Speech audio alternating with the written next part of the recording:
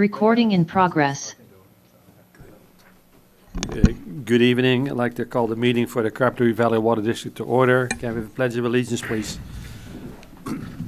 Pledge allegiance to the flag of the United States of America, to the republic for which it stands, one nation, under God, indivisible, liberty and justice for all. Roll call, please, Lisa. Director O'Connor? Here.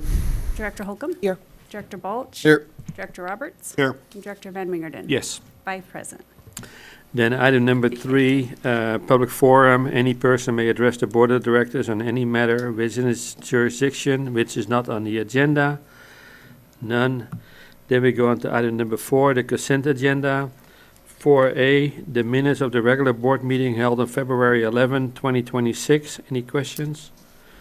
Then 4B, disbursement report for January 11, 2026 to February 10, 2026. Any questions? Then we got item number 4, 4C, consider engaging 2 trumpets for CAP communication services in an amount not to exceed $20,000. I have a question. Question. I support this, but it just seems a little, and I get why we're doing it this way, but I was wondering if there could be any status check in terms of what tasks they're doing and what we're paying them for, just to come back to us from time to time on this, since that's not really stated. Thank you.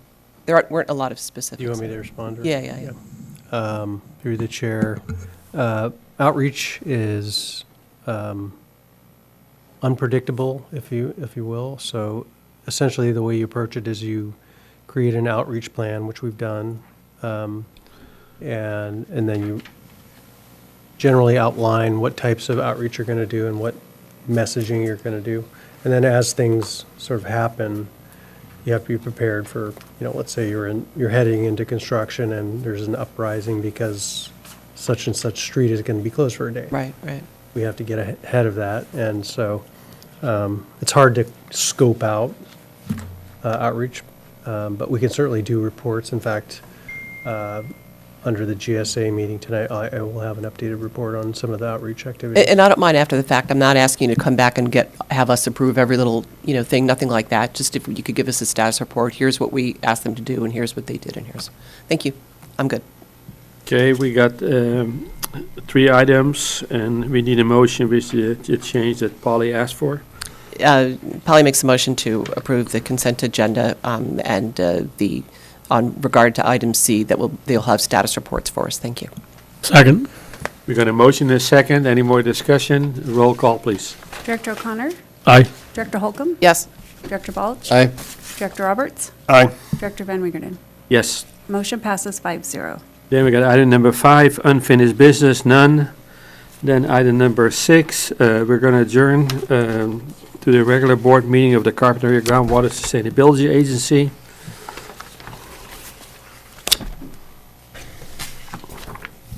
I call the meeting to order. Item number 2, public forum. Any person may address the board of directors on any matter within its jurisdiction which is not on the agenda. We got Rick that wants to speak. Anybody else? Thank you, Mr. Chairman, board members. My name is Rick Shade. I reside at 5000 Foothill Road here in Carpinteria. I'm not addressing this board as a homeowner, but I am addressing the board as a farm manager here in Carpinteria. I've been working with a number of my clients and other folks in the area to get their wells compliant with the metering requirements for groundwater extraction. In reading the regulations that we're bound by, I have 3 issues, 2 of which really put us in conflict, and another that is just a difficulty that we need to overcome. The third is language in the requirements that says, no outlets or fittings between the wellheads and the meter. This is impossible. If the language said no outlets between the wellhead and the meter, I wouldn't be discussing it with you. But it's physically impossible to connect the wellhead to the meter in our irrigation systems without fittings. It has to be done. And as sure as the sun comes up in the east every morning, some bureaucratic functionary will come along and hang me on that language if it doesn't get dealt with. I'm sorry, but that's the reality of the life I've dealt with over 45 years in the business. So I'm asking you, please, somewhere soon, revisit the language of this regulation and remove fittings. It can't work. My second issue is the regulation that requires the meter ahead of the backflow device. There are state-level regulations that require our backflow devices to be the first device after the wellhead. Otherwise, we're going against regulations of several agencies, including the Department of Pesticide Regulation. If we're injecting fertilizer or crop protection chemicals in the water, we have to have that backflow device, and that's the regulation that we're bound by. Asking us to put the meter ahead actually puts us, once again, in conflict with other agencies. And I know, once again, that if there's a conflict between two regulatory agencies, and I consider the Water District to be a regulatory agency in this instance, I'm the nut in the middle that's going to get crushed. So, once again, I spoke to Mr. McDonald. He said there have been discussions at the county and the state level, but this is also something that really, to avoid putting your constituents and your water customers in conflict, I'd love to see this get worked out. It's this is just a heads up. The last concern I have in working with several customers, the requirements, we're putting in meters that allow for a cell phone download of data of the water used in the meter. Unfortunately, believe it or not, there are areas within this district that do not have cell phone service. Totally dead. You have a 5 to 10 minute drive out from the properties where the wells are located to get cell phone service. So once again, we're putting the meters in that are cell phone compatible, but they don't work. So there needs to be some discussion, some way to work this out. And I don't know, once again, Mr. McDonald suggested maybe a hardline telephone drop. Some cases, there's a phone line nearby. Some cases, there's not. But this, once again, I have people who are spending a lot of money to get into compliance, yet they're still not compliant. So greater minds need to come together to come up with a solution to that. So those are my comments. I hope the group takes those. It's not a complaint. It's just a heads up that these are the issues that we're facing out here. So thank you very much. Thanks, Rick. Any comment? Yeah, as Rick said, we've spoken about this, and we are working on it, and one of the fixes will be to bring back the policy for some revision and clarification, so. Right, but I think everybody's ordering meters right now, and we only got 5 weeks left to get them installed, and probably the sooner you want to let these private pumpers know that there's some changes in their work. And that Yes, might be we helpful. have a proposed language. We don't have it ready for tonight, but we are letting well owners know that certain things are changing. Okay. Yep. As long as they're on the same page, then they like to install them only once, that's all. So, Yep. Thank you. Anybody else? Then we go on to item number 3, the consent agenda. We're pulling item number 3A. We have the wrong minutes. They'll be back next meeting. Then we got item 3B, disbursement report for January 11, 2026 to February 10, 2026. Any questions? If not, can we have a motion, please? Motion to approve item B on the consent agenda. Second. We got a motion this second. Any more questions? Roll call, please. Director O'Connor? Aye. Director Holcomb? Yes. Director Balt? Aye. Director Roberts? Aye.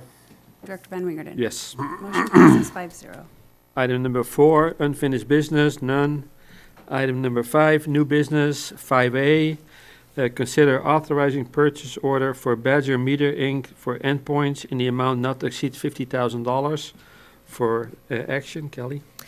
Yes, directors, I'm going to have Bob McDonald present this item. Thank you. As you've heard, the GSA is supplying endpoints for all private well meters, and we are working on getting those ordered. This is part of that work, is getting it approved. We expect to need about 250 endpoints, and they cost around $179.35. I would round it up to 180, plus sales tax and freight. And so we've calculated 50,000 as an appropriate number for approval. We would order these through just a standard PO, and there's a bit of a lead time, so we're anxious to get those ordered. So the expense is unbudgeted because in June of '25, when we actually started this policy, we didn't know whether or not we would need endpoints. We hadn't really developed the policy to that point, so we didn't include it in the budget. But we will be including it in future budgets to recover those costs. There is enough money in the reserve account to use to cover this. So I believe that's it. So just looking for authorization to order. Also move. Second. We got a motion and a second. Any more questions? Roll call, please. Director O'Connor? Aye. Director Holcomb? Yes. Director Balt? Aye. Director Roberts? Aye. Director Van Wingerden? Yes. Motion passes 5-0. Then item number 5B, consider well registration and metering program update for information. Kelly? Yeah, thank you. Again, I'll have, ask Bob to present this item as well. Okay.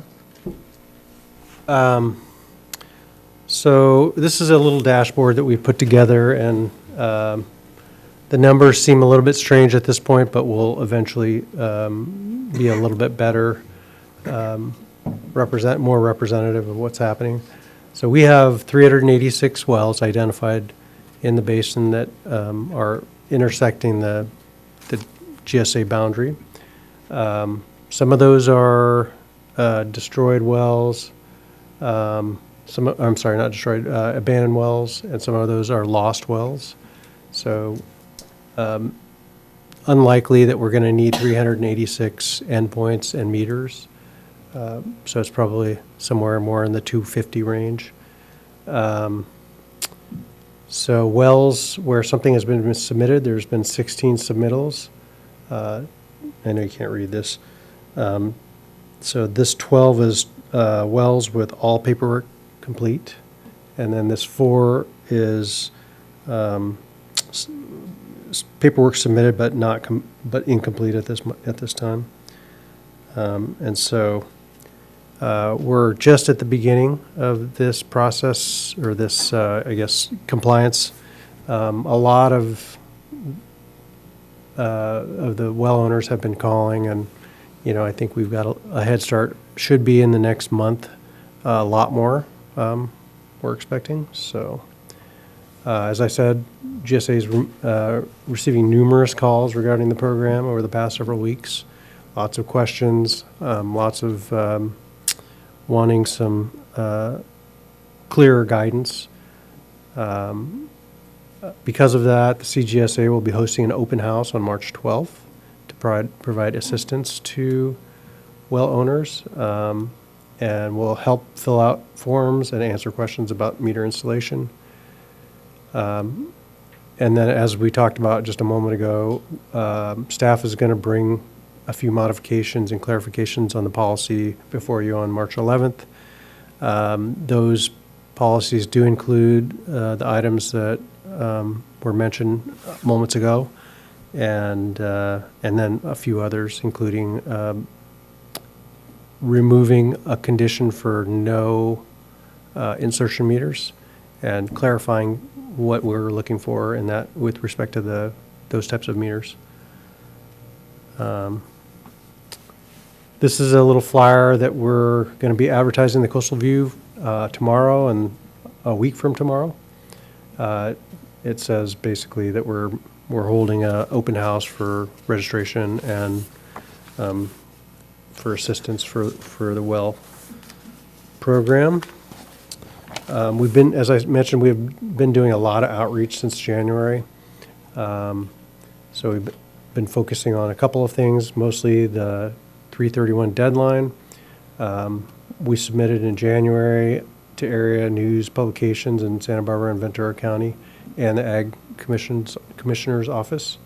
We also put out 4 social media posts with information about the deadline and requirements in late January, early February, and then in February, early February, direct mail to the up to a broad CGSA list, which included all agricultural customers of the district and all known well owners. So this covered a lot of folks, and a lot of folks were confused about whether they were required to do anything if they didn't have a well. And so some of the calls that we're getting are related to that. But this really, I think, is the primary thing that let everyone know that there's a deadline coming, and is the reason why we're probably getting so much feedback, which is good. And then, again, these, a few Coastal View ads that we've run in February talking about the deadline. And then an announcement at the board meeting tonight regarding the March 12 registration assistance event, which I mentioned earlier. In February, we've been doing e-blasts sent to well owners that we have emails for about the deadline. We also did brief news items in the Coastal View announcing the March 12th, which will be tomorrow, and the following Thursday. And then an article in the deadline posted in the California Avocado Society Weekly newsline. And then future items are, we're going to continue to do e-blasts about the March 12th open house, and then social media blasts requiring registration, and talking a little bit more about the Santa Barbara County Well Meter Assistance Program. And then, of course, we just talked about these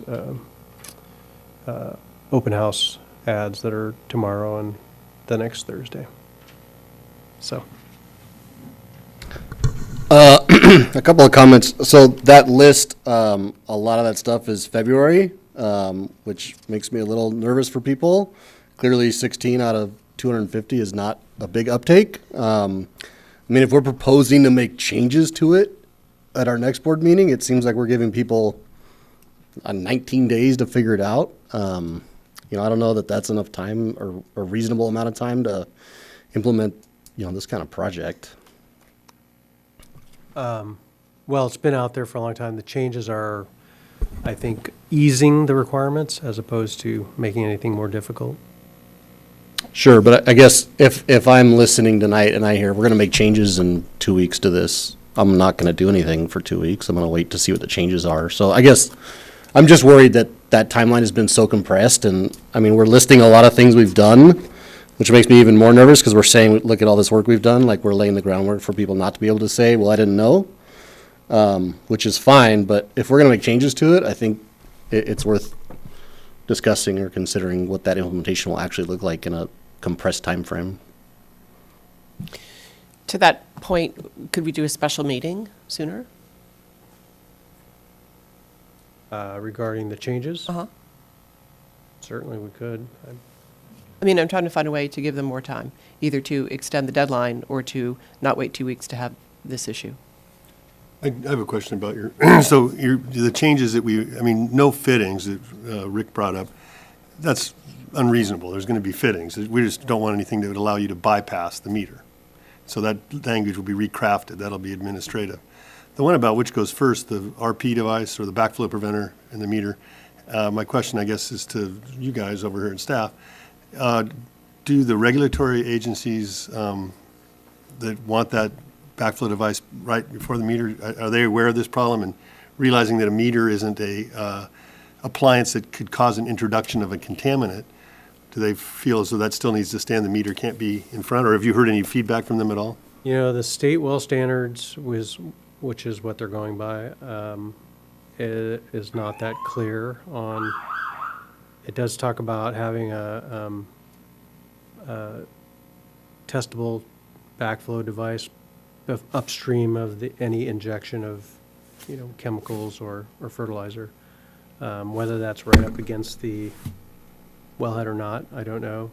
It's that's sort of interesting because the backflow device with its testing ports could be a point of contamination entry where the meter couldn't. So from a pragmatic point of view, the meter ought to be able to be allowed to go first, but Yeah, and there's, one of the things that we have to resolve is that potentially, it might not all fit together if the meter requirement is, so the meters have, pipe size diameter requirements for spacing. So you have to have a straight section of 3 diameters of the pipe, in front and 5 behind, just so the water isn't turbulent as it's going through the meter. And so check valves or backflow devices can cause turbulence, and so it's a question of whether that's going to be compliant with what the meter requirements are. so it's the answer is we don't know yet. Yes. Okay, that's a problem. But then will it take 2 weeks to sort it out anyway? In other words, do you need the 2 weeks to our next board meeting to resolve some of these things? It sounded like you might. We probably need a little bit of time. I don't know if we So- need the full 2 weeks. But 2 weeks would be better for you than having a special meeting in a week, right? Probably. Yeah, and these are questions, I agree with you, Director Balch. These are questions regarding how to install the meter and whatnot, and certainly people are going to wait till those are resolved. So then can the deadline be extended? That's an option. The reason why we set it to the date that we set it was we wanted to start collecting data, in March, so we had enough data for the next year's billing. Right. I just have one other comment. Go ahead. As far as outreach, you might consider the Ag Alert, which is the Farm Bureau's weekly. I think everybody belongs to the Farm Bureau, who's farming almost everybody. Yeah, I would just add a couple of comments. I think an alternative on the special meeting might be to just delegate this either to a committee that exists that covers this area, a little easier to manage, or just delegate it to staff to, have the board delegate that decision of the language. I'm fine with delegating to staff if everybody else agrees. Yes. Fine. We can come back and report after the fact, Yeah, just make it Do happen. we need a motion to do that? probably. Okay, I have one question before we. Yeah, this second point I was going to make is I think on the notion of extending the schedule, it really comes down to consequence. And I would hope that we all have, faith in making a reasonable judgment that if the process hasn't gone through, that will not impose consequence until a reasonable amount of time. So we can hold the schedule and just be reasonable. Both can exist, kind of thing. Fair enough. My question is, and maybe Rick and Scott might answer it too, we have the backflow devices on our water meters, which gets checked once a year. It's my understanding the meters gets checked every 2 years for accuracy, or every 5 years? Well, For new meters, it's after the first 5 years and then 3 years thereafter. If it's a existing meter, then I believe it is 3 years. Yeah. right, because everybody now, once they install, they need to schedule an inspection to make sure that the meter is accurate. My question is, we're not requiring to check the backflow device up until now. Are we going to require that when they calibrate the meter, they also check? To me, it would be logical to check the backflow device also. So far, we're not planning to do that. It's not a program that I've understood is done anywhere, because the backflow device is not protecting the public system. So with the meters that the water district has, those backflow devices prevent water from flowing back into the distribution system. I think these backflow devices that are in the ordinance and are in the state well standards are to prevent water from flowing back into the groundwater basin. Well, that could certainly be an interest of the GSA, however. Yeah, at least we should have the discussion. Thank you, guys. Well, that and, is it the pesticide regulation? What's the name of that agency? Well, it'd be Department of Pesticide Regulation at the state level. There you go. Do they speak to that matter? They do. They want the backflow device as the first instrument after the wellhead, period. Oh, referring to the testing. And they don't require any testing, and I get my backflow devices on my district meters tested annually. Which leads us to believe that there'll be a high failure rate of. Devices have been out in the field on wells for 20 years, and only when they start leaking really bad is when we go into them, because there's no, are they functioning properly? I doubt it after 20 years, but. Yeah, it seems I'm a like. farmer. I'm not gonna spend a dime if I'm not required to. Oh, sure, no, I get it. I know mine are tested because I buy water Yeah. from the district, and occasionally they fail and need repair. On another point, the mag meters that a lot of us are using now only require 2 pipe diameters ahead of and after the meter. It makes for installation easier, and you can install them vertically. They don't have to be horizontal. Yeah. It's already made some installations I have to do much easier because I can go vertical. If you wouldn't mind to come up to the stage, just so we can hear you a little bit better. If you could repeat exactly what you just said again. Word for word, okay. So I was saying that the new magnetic meters, A, don't require a full pipe to measure flow. Secondly, they can be installed vertically as opposed to horizontally. Hey, I made a new word.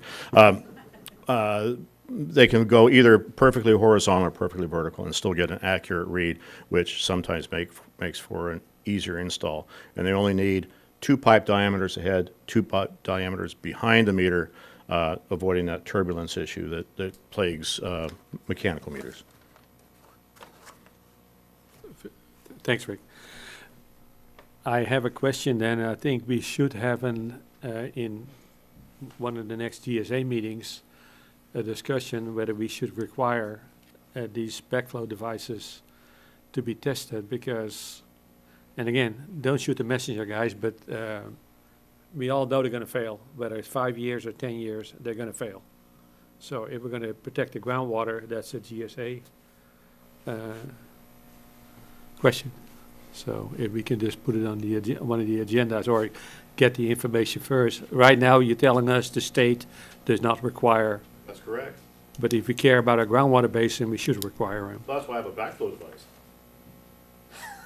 Yeah, to make sure we check it every year. No. It should be functioning, I agree, but. Yeah, okay. Just if we can put it on one of the agendas, please. Then, well, it would be nice when people install their meters that they put in a functioning backflow device at the same time. Go ahead, Scott, can you? Scott Vanderkar, Shepherd Mesa. I really appreciate having Rick here. He's expert. He's got a lot of experience. If I do remember that a fairly exhaustive review of nearby districts that already have meters on wells, that was done, and I don't remember anything in that about backflow devices, which now surprises me. But since we're not inventing or reinventing the wheel here, it seems as though going back to those different agencies and finding out how they're doing it, assuming that they are complying, would be a great way to do it. Other comment is, as Case mentioned, we are required to have our water meter backflow device checked annually, and it's, as I understand it, it falls within a fairly narrow window of the year. It's not done throughout the year. We might consider spreading this out so that, especially if the backflow at the well is going to be tested or calibrated, and then the backflow device on the meter is going to be inspected and checked, spreading it over 12 months instead of whatever that window is that we do every year might be a way to help everybody out, not have the crunch time. Thank you. Okay, noted. Any other questions? I would just say the backflow is an interesting one. I mean, it's not in our requirements at all, right? Is it in a state standard if you're not doing any kind of injection? State well standards, yes. Has a requirement for it, but Yes. no annual testing or any kind of, I mean, I don't know that it's certainly interesting, and I appreciate your comment on, preserving water quality, but it also is interesting, are we just creating more and more things to manage and oversee and people pay for and lose track of, and it'd be an interesting discussion for sure. Right. If I may too, because I having seen other GSAs go through it as well, and speaking with them, they, sometimes there is a role for the county. I don't know how much the county, similar issue with staff, to enforce something, then you need staff to do so. But we probably should include that as part of the discussion, is what is the role of the county? Because it is actually one of their requirements during the well permitting process is to have backflow prevention, so. If I could add, I think it'd be very informative to find out all the GSAs that are in the state, and are they dealing with this issue, and where is that direction heading? That'll be very informative to this board. If no one's caring, then maybe we don't need to worry about it, but if it's becoming an issue, we don't want to be left behind either. Well, I'll be the devil's advocate then. So you got a 200-gallon tank of fertilizer sitting there. The well is not working. Your backflow is not working on your fertilizer, and you're dumping 200 gallons of straight fertilizer into the groundwater basin. And again, don't look at me. I'm not trying to be difficult here, but Case at one time, there were growers in this valley who are now deceased that would back the tanker to the well, Right. unload the fertilizer down the well, and irrigate that way. So, those are the ones I was worried about. So. Thank you, Rick. All right, guys.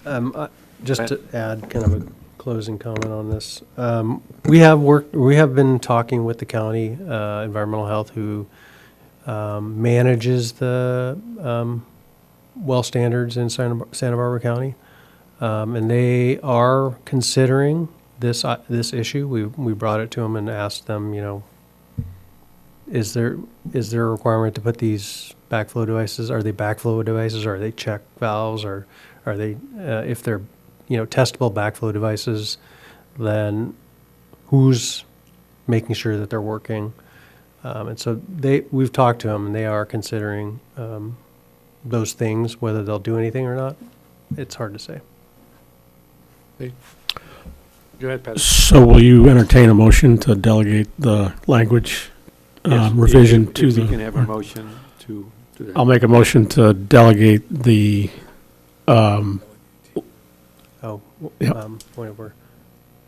I thi- Go ahead. It's an ordinance. guide me.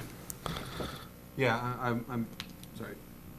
My concern about delegating the decision-making authority regarding the rights and responsibilities would be that there's some limits on that, is my understanding, in terms of how much can be delegated. If it was a matter of technical implementation, which sounds like some of this is, then as long as there's very clear guidance on that, it might be appropriate. It did seem like there may be some undiscussed additional elements that it's not clear what they would be. So the motion would want to be very clear on the instructions to resolve specific technical issues, and I would just encourage it to be very specific on the limitations of the authority and the direction to staff. Could it be that we give authority for staff to generate administrative guidelines to the technical language and then come back later with I think that'd be appropriate. possible amendments to the technical language? I see what you're saying. We have to we have to be the ones that make the rules and regulations. Exactly. Right, but the growers want to know, they want to get this thing installed. So Yeah, it's a matter of So they can have an expedience, really. administrative policy to interpret the technical language. if I can interject again here real quick, I just heard that the meters, even if they're ordered tomorrow, aren't going to be here for maybe a couple of months. The endpoints, Pardon me? the endpoints for the meters, Okay, yes. so we'll have the meters there, but you won't be able to read them for a while. So actually, you can kick this down the curve, kick this down the road a little bit, at least until you can actually get the data. And it gives Oh. everybody a little more elbow room, a little more breathing room to get my clients into compliance, get the language ironed out, so we're all speaking the same language. You know, you can't enforce what you don't have the knowledge to enforce, really. I think expedience is still important. I mean, so the original point that started this whole discussion is we're stacking things up, you know, towards the end here. So I'm supportive of a motion that was characterized by Director Roberts, a matter of expedience to drive this. Whatever I said. Yeah, I'll make the motion. Whatever he said is fine. Right. Say it again. The motion, I'll make the motion. There you go. That That'll help. we authorize staff to come up with an administrative interpretation of the technical language, report back to us the next meeting, and also propose correcting language to the rules and regulations. Second. We got a motion and a second. Any more discussion? Roll call, please. Director O'Connor? Aye. Director Holcomb? Yes. Director Balt? Aye. Director Roberts? Aye. Director Van Wingerden? Yes. Motion passes 5-0. Then we got item number 6A, the financials. It's going to be Norma. Yes, through December, let's see, we received some revenue from the direct charges, about 54% of revenue through December. We expect another disbursement in April, May, when the second portion of the property taxes are due. Expenses through December are at a 40%, so just about 10% below budget. Thank you. Any questions? Then we are adjourned.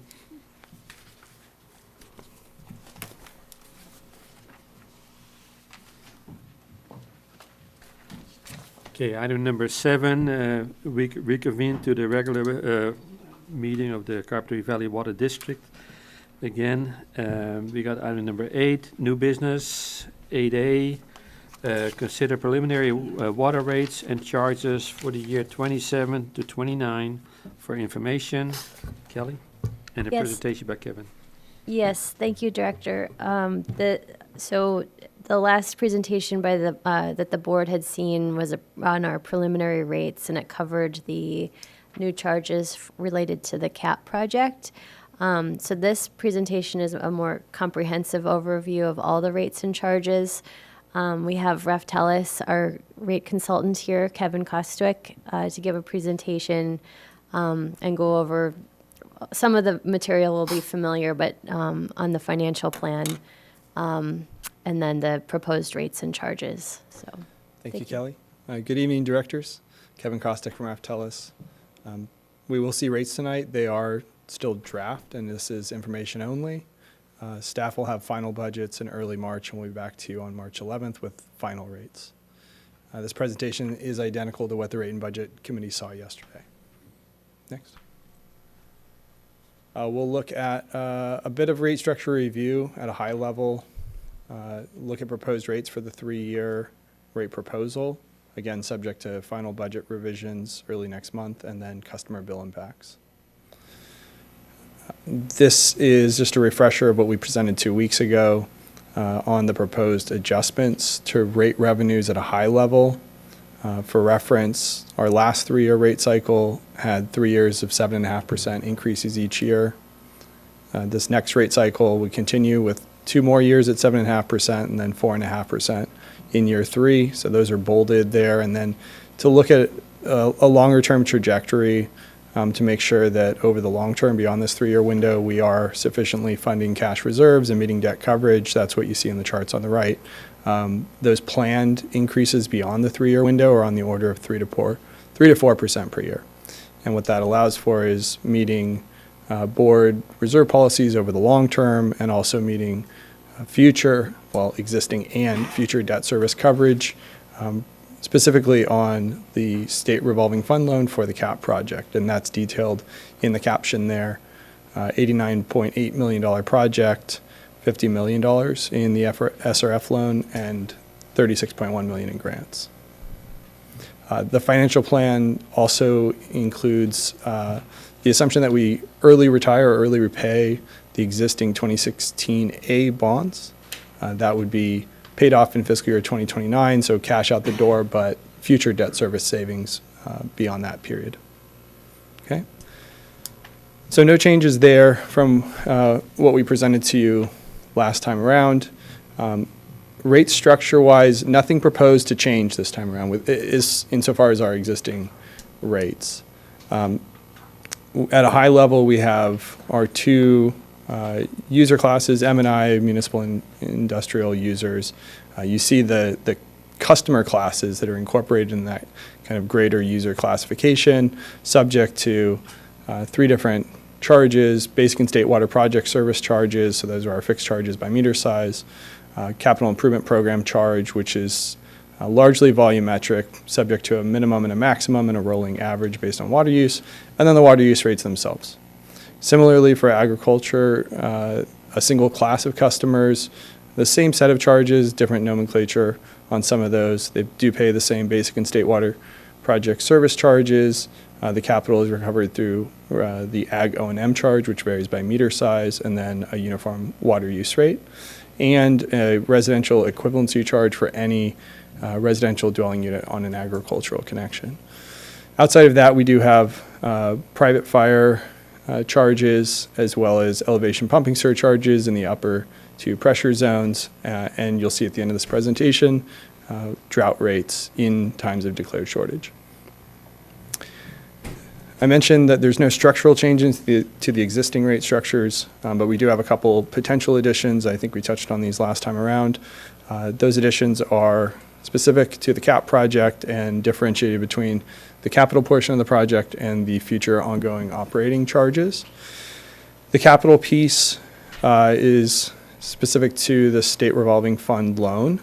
The proposal is to structure the recovery of those costs as an annual charge based on meter size, and it would be recovered off the water bill through the property tax roll specific to the parcel. The operating charges, similarly, those are future operating costs we talked about. They'll come online when the project is complete and in operations, but we do want to start to pre-fund some of those costs so that we don't step from zero costs and today to $2.2 million 3 years on. So building that up linearly to offset future operating costs and kind of moderate the rate increases themselves. Structuring. Could you talk me through that a little bit? Sure. I mean, it's just softening the blow. Is that all we're trying to do? It is. It's softening the blow. The idea there is to start building those costs into the rate base today, so that we don't go from $0 in cost to 2.2 million, but we start at about 700,000, build up to $1 million, and over a 4 or 5 year period, build up to that roughly 2.2 million. The other thing that it does is building those costs in today allows us to define a rate to build into the rate schedule over these next 3 years. Thanks. Next slide. Sorry, Kelly, was there anything you wanted to add there?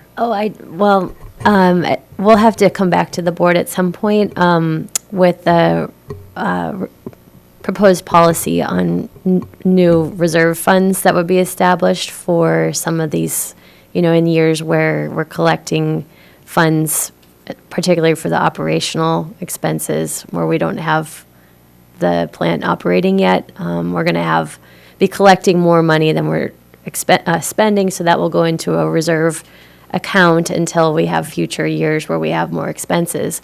So we'll have to develop some policies around that. But it's, establishment of a rate stabilization fund, which can be helpful for offsetting future rate increases. So we'll be coming back in the coming months with proposals on that policy. We discussed this at the Rate and Budget Committee, that as we're collecting operating funds as we ramp up, but have no operating expenses, it would be good to sequester those dollars and identify them for use for operating in the future. And just to be clear, that is how we've modeled it, where we have this sub-fund for CAP operating. And so as if MD reads through the rate study report, when it's prepared, they can see how that's funded and then how those funds are drawn down over time. Okay. All right, so we'll step through all of these rate schedules for all those various components. The first, the cap tax roll charge. So again, this would be recovering the capital costs related to the SRF loan, and in fact, in this first 3-year period, it would be recovering the accrued interest on the loan. So repayment doesn't start until the year after the project's completion, but there is interest accruing along the way, as we talked about last time. So that's why we see the 3-year schedule kind of ramp up as the loan is drawn down or drawn upon and interest is accrued. I'll draw attention to the 3/4-inch meter and the 2-inch meter, the common meters for residential users and agricultural connections, respectively. So in the first year, these are annual charges on the order of $54 per year for a 3/4-inch connection. That steps up until we get into full repayment of the SRF loan in fiscal year 2030. That's $291.40 per year. It's about $24 a month by my math. In the 2-inch connection, $287.52 in the first year, and then stepping up into full repayment, $1,554 per year in 2030. And then level thereafter. The assumption is that the repayment of the SRF loan is a level repayment. Okay.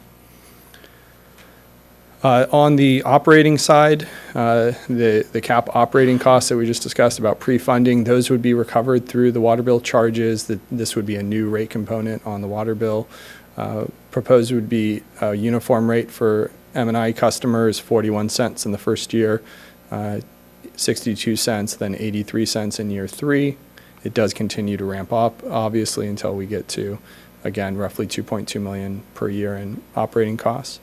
And then similarly for ag charges, differentiated by meter size, so it looks much like the ag O&M charge. Again, the 2-inch meter, the most common meter, around $90 in the first year, $135 in the second year, and $180 in the third. These are monthly as far as the fixed charges are, because again, these would appear on the water bill. Can you walk me through the rationale behind differentiating like per HCF versus like a fixed charge on the ag versus M&I? Yeah.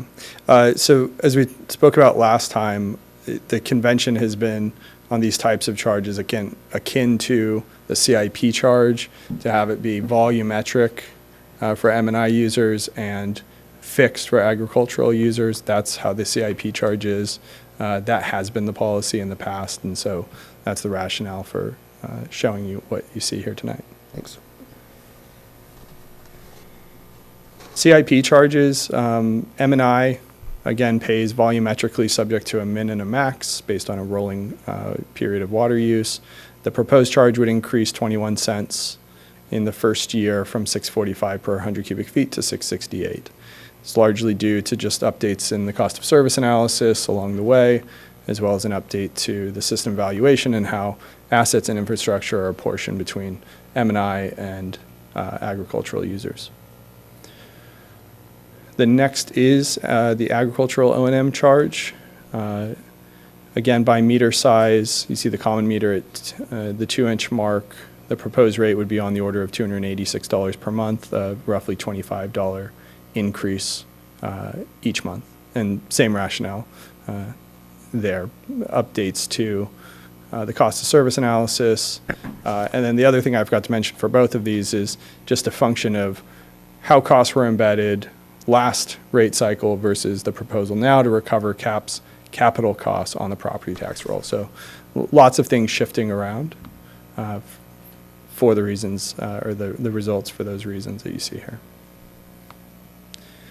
Water use rate schedule, we differentiate by class and by tier. So our residential customers have a 3-tier rate structure, commercial based on base and peak on historical use, and then agriculture, a uniform rate, and temporary service, a uniform rate. Everyone pays base uniformly, that's average demand. Peak is based on both the classes characteristics and then tiers where we have tiers. Supply is differentiated by source from low cost to high cost, where we have tiers again. State waters, the variable component to state water is recovered on the water use rates, and that's uniform across all users. Treatment costs omitted from agricultural users and recovered from all else, or all others rather, uniformly. And then conservation costs as well. So those get apportioned first to the various classes, So recovered uniformly for agriculture at a rate of 9 cents per 100 cubic feet, and then for residential and commercial only recovered from the uppermost tier, the highest water users within those classes. So the proposed charges are bolded, and you see relative changes to the current charge. Residential users stepping up on the order of 40 to 60 cents per tier.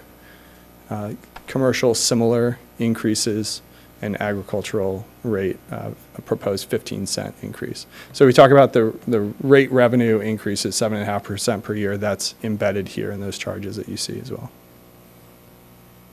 Next.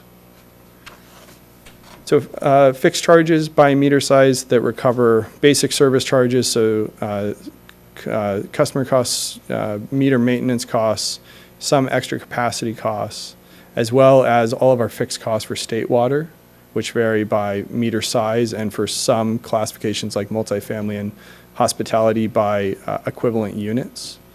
The charges there are going down across the board for the meter-based charges, and then modest increases on the dwelling unit basis. That's largely on the state water project charge. Private fire service, the results here are largely an update to the cost of service with up-to-date counts on our public fire infrastructure as related to hydrants, the number of hydrants in the service area, and the relative size of the conduit. So a decrease to private fire charges, not a ton of connections on the system, most of the 4 or 6 inch mark, but decreases across the board. And then our other rates, I mentioned the agricultural REQ, residential equivalency charge, $3.70 increase to that rate for each dwelling unit on an ag connection.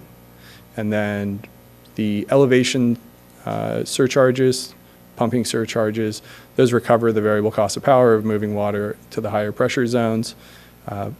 Pressure zone 1, no change, 39 cents per 100 cubic feet, and a modest decrease in pressure zone 2, 73 cents per 100 cubic feet.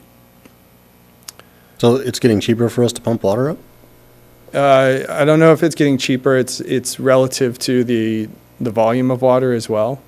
We've got a lot of fixed costs behind the power bill as well, and so it's a function of both the charges and the volume of water moving within those zones.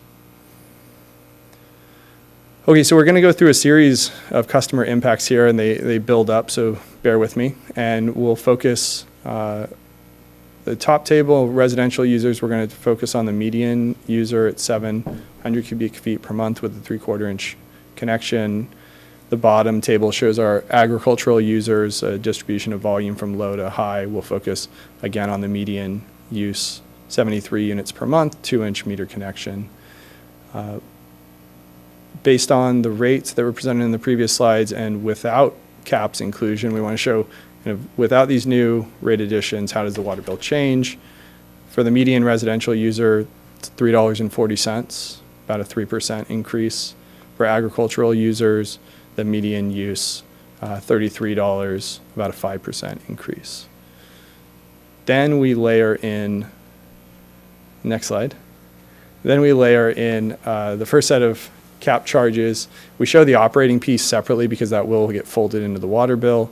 For residential users, since it's volumetric, it varies by water use, but again, for that median customer, $2.87 addition to their bill. For agricultural customers, since it's by meter size, it doesn't vary by volume, obviously, that's roughly $90 per month. Adding those two together shows what's the current bill and then our proposed bill in the first year. Median residential user, now that's all an increase on the water bill is $6.27, 5% increase. Median ag user, $123 per month, a 17% increase.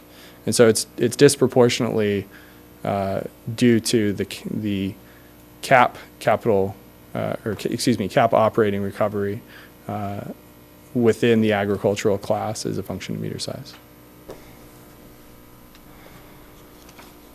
And then want to show the 3-year bill impacts for the water bill itself. So again, it is a 3-year proposal.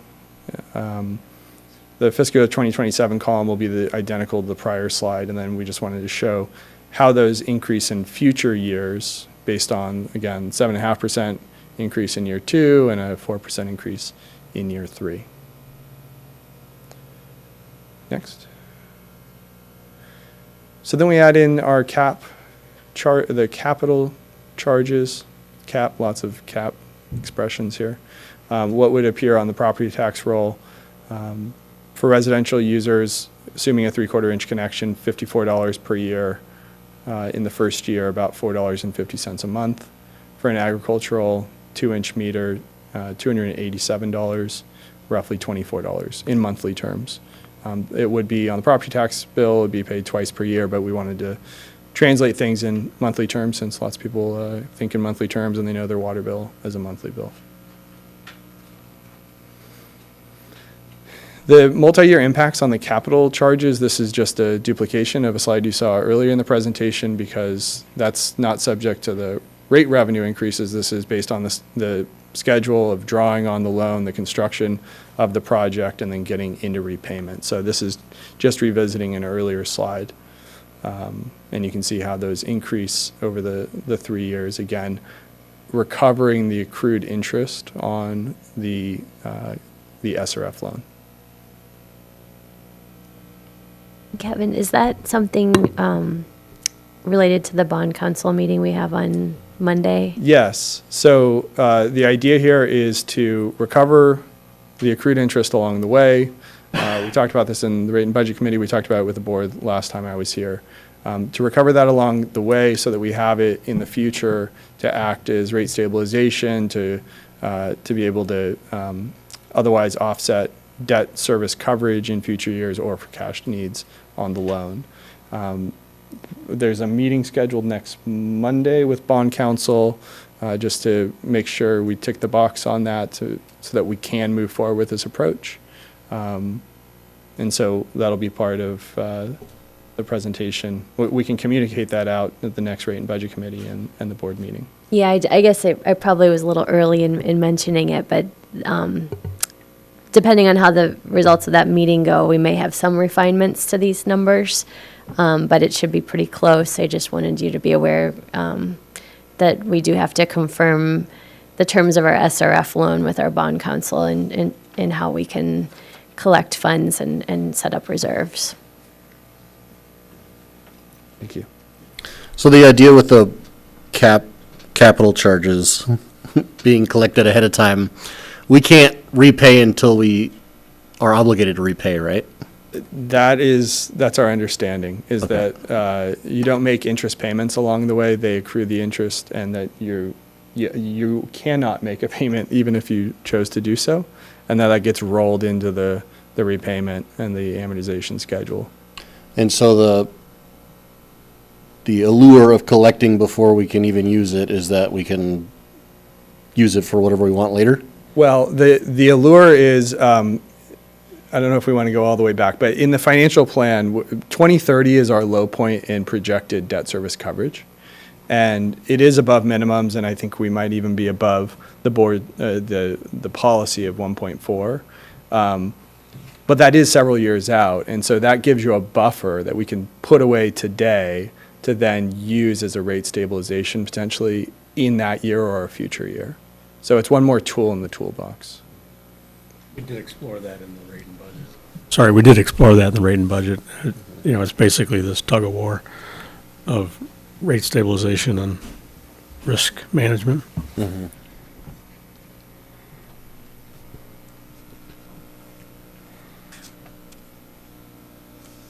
All right, I think, one more on, I think is our all-in. Okay, this is the final impact slide. It puts all the pieces together. It's the existing charges, the addition of cap operating to the water bill, the addition of the property tax, and everything shown in monthly terms. median user, their current bill is just shy of $132. That would step up $142, $156, and then when we get into the third year, $164 per month. Again, blending the property tax charge into a monthly charge, just for communication standpoint. Agricultural user median use, that bill is today $711 and change, $858 in the first year, $970 in year 2, $1,050 per month in year 3.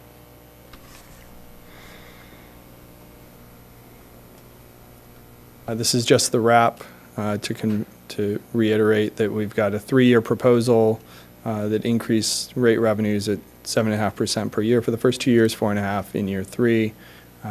Recovering the cap costs was presented tonight, and everything else remains in effect without any structural changes. We do have one last item, and I'll be brief here. The idea on drought surcharges is to update them, to document them, but they will not be part of the formal 218 notice and adoption, is my understanding.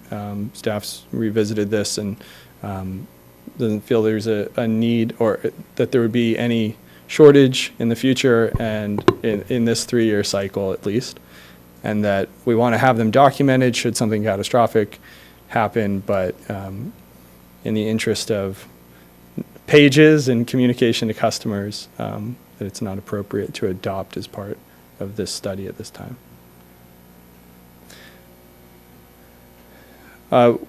Just stepping through how we determine these drought surcharges. So again, only in times of declared shortage, water sales decline from mandatory conservation as we step through increasing drought stages. We sell less water, there's a top line revenue loss there. We do account for any operating cost savings along the way, less power, less chemicals, less pumping. We do have one-time expenses that are budgeted for as you increase in severity. So you get to a total drought cost. That's the net revenue loss that needs to be recovered. That's recovered approximately 2/3 through a fixed charge, 1/3 through volumetric. It's trying to balance between ensuring that the district can recover that net revenue loss, but also allowing some degree of control over the water bill for your customers, even in times of shortage. Next slide. So here's the schedule of rates. Again, partially fixed, partially volumetric. The volumetric simply flows the surcharges through the existing rate structure, so there's no changes to classes or tiers or anything of that sort. It's simply a surcharge, and you see how those increase in each stage. Rate study schedule. We're due back here on March 11th. As I said at the top, we've got some final budget numbers to come from staff in early March. When that's final or near final, we'll be pencils down to be able to present final rates to you on March 11th. Provided we get a thumbs up at that meeting, notices would be mailed April 8th is the tentative date. That leaves sufficient time for a public hearing on May 27th for implementation July 1.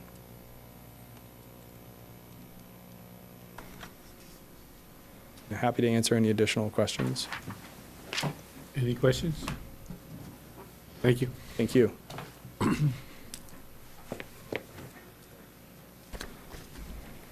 Then we move on to item number 8B, consider draft propositions 218, notice of public hearing to increase water rates. For information, Kelly? Yes, directors.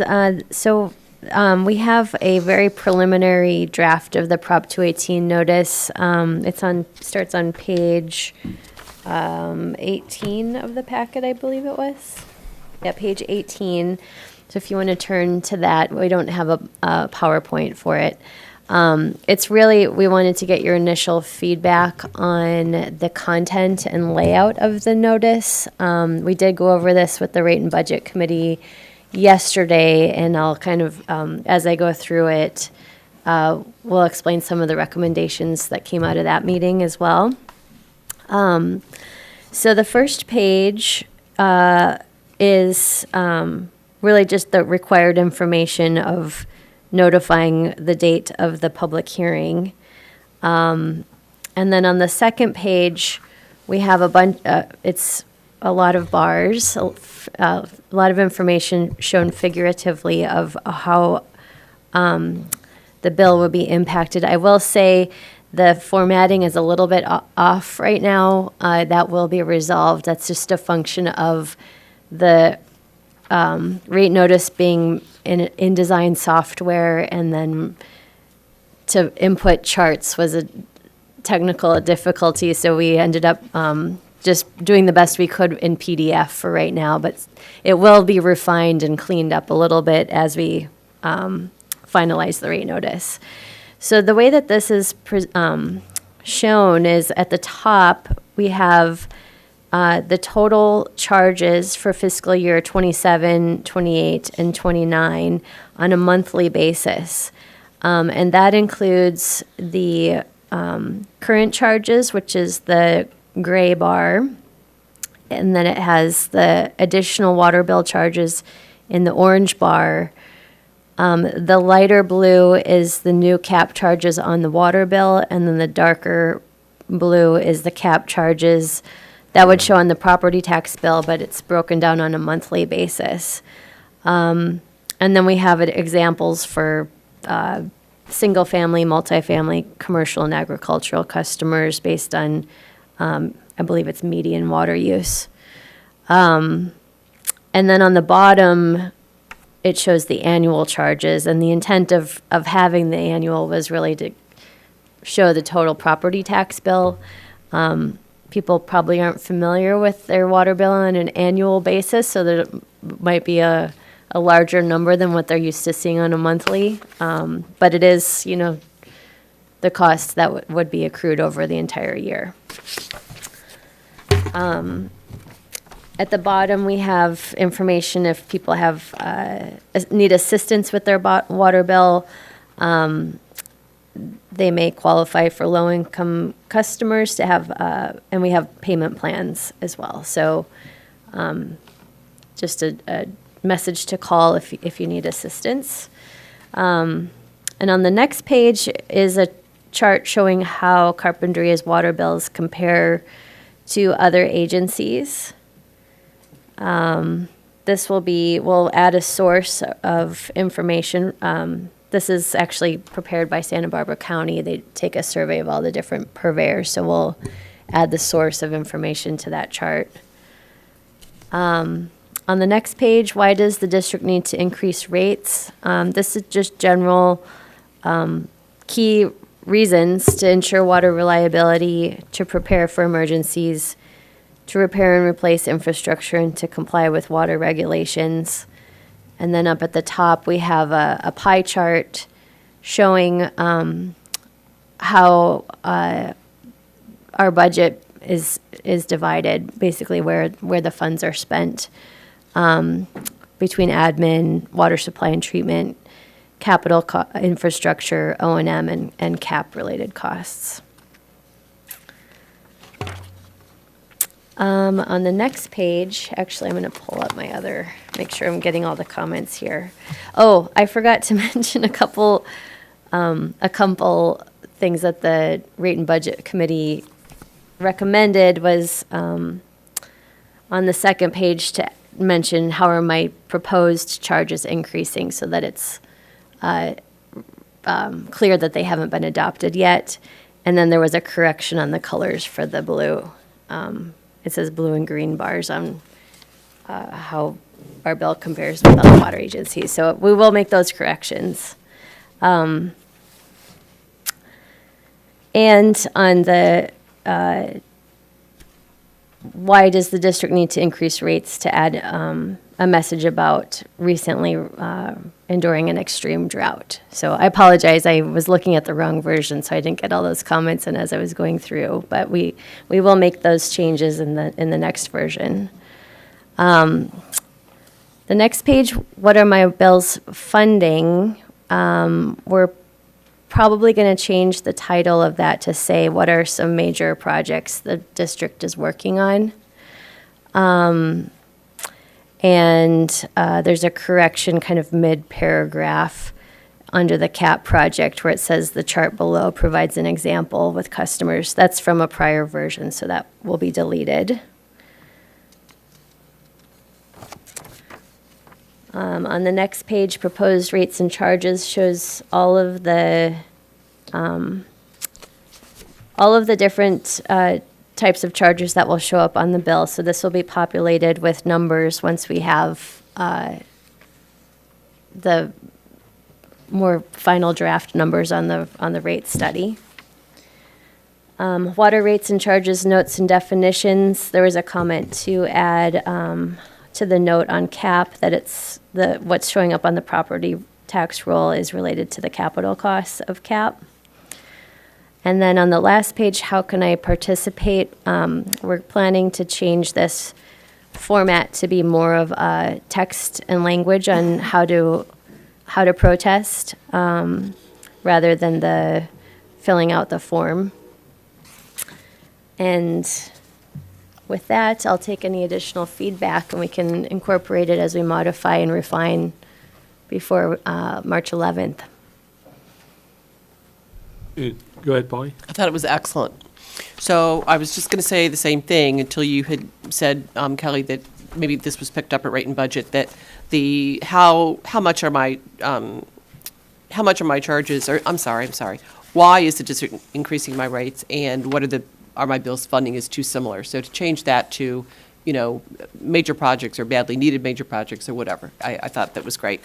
And, for so many years, we've been saying, oh, the water bill, so this is also complicated. But I think that this really takes the ratepayer through why this is happening. And they can go through each thing, and it's very, very easy to read and digest and understand. So I thought it was terrific with the changes that the Rate and Budget suggests.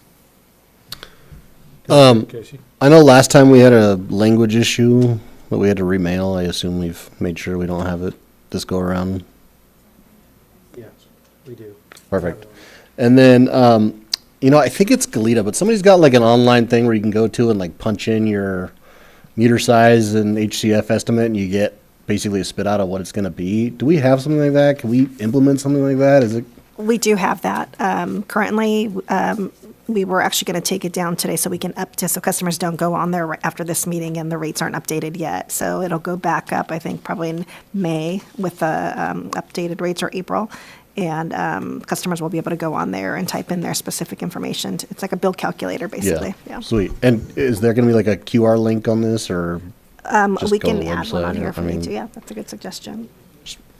I saw the QR link. I didn't see where it went, but I saw one on there. It might be easy to add one, or. Yes, we can add one if you'd like. All right. Anything else? Then thank you, thank you, Kelly. I'm going to step out, and Casey's going to take over items number 8, C, and D.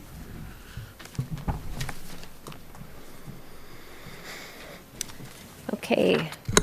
So item, We'll wait till he oh, okay. exits. Okay.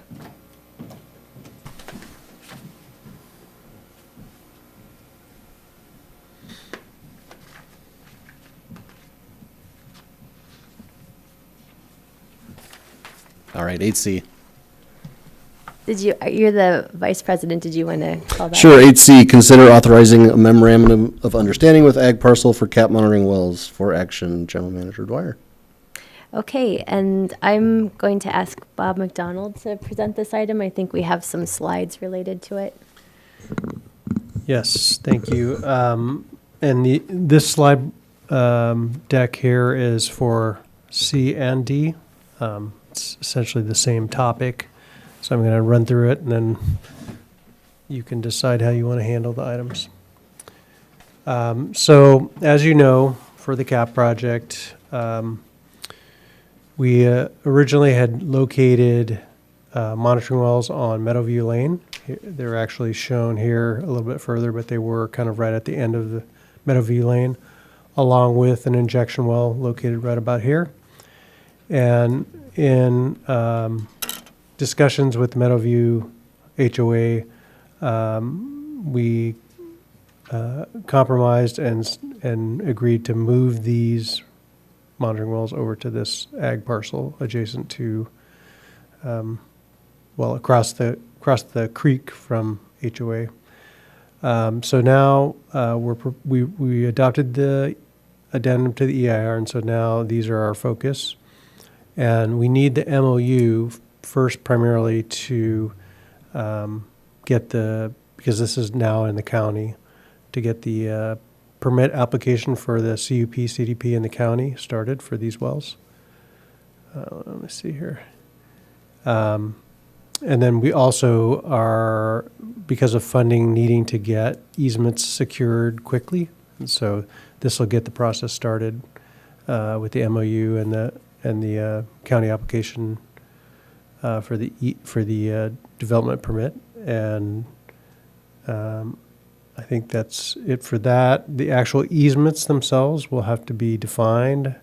Here's kind of a layout of where we think the wells will be and kind of some equipment that will need to be in there temporarily. You can see the sound wall shown here in blue. It actually, I think, comes back this way, but looks like it goes north on this exhibit. And that's temporary, of course.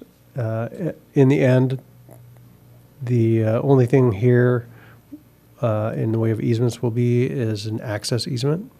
But during construction, we'll have a temporary construction easement that encloses this site. And so we need to get that going. We propose to hire the lands people that we've been using for CAP, Hamner and Jewell, to help assist us with this, getting the property appraised so we can figure out what the offer would be for that right, and also developing the easement agreements. So Hamner Jewell, as I said, is the company. Supported CAP since 2022 with other acquisitions, including St. Joe's. Services would include preparing the easement documents, including purchase offer materials, obtaining preliminary title report, and most importantly, obtaining an appraisal from Kevin McAtee, who is closely related to that company, and then completing all escrow recording actions to finalize the easement acquisition. So the recommendation from staff is that the board authorize the memorandum of understanding, MOU, between the district and Edward P. Van Wingerden Family Trust, and for the item D, I believe it is, recommends that the board authorize a contract with Hamner and Jewell and Associates for easement acquisition services for the Monarch cluster located at 4701 Foothill Road for an amount not to exceed $23,600. Questions, comments? Could you confirm the cost that we're considering for this and the agreement is incremental as a result of the change from location to Meadowview Lane? We wouldn't have incurred this cost had we not had to make the move. That's correct. Thank you. I'll move for the requested action. Polly seconds. Motion and a second. Any further questions, discussion? A roll call, please. Director O'Connor? Aye. Director Holcomb? Yes. Director Balch? Aye. Director Roberts? Aye. Director Van Wingeren is not here, so motion passes 4-1. All right. And then on item 8D, We just did that. I think Did we do them together or did we do them separately? Yeah, either, it's whatever your pleasure is, we could do them separately. My motion wasn't to. for both. Okay, great. Great. Then we can get Case back in here.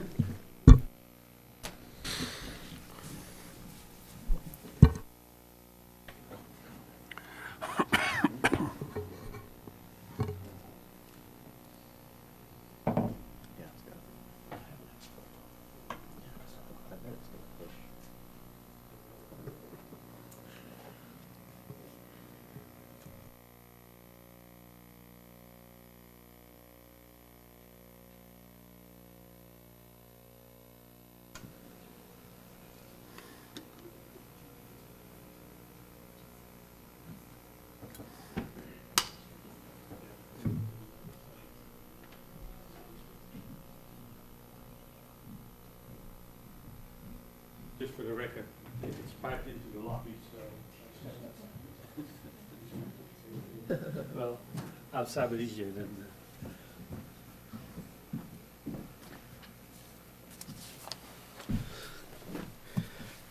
Okay, so we finished items number 8, C, and D. The next item is 8E. Consider authorizing a contract with Water Systems Consulting, Inc. to prepare the 2025 Urban Water Management Plan in an amount not to exceed $49,439 for action. Kelly? Yes, directors. So this is a required document that we have to do every 5 years under the state's California Urban Water Management Planning Act. The last time we did this was in 2020.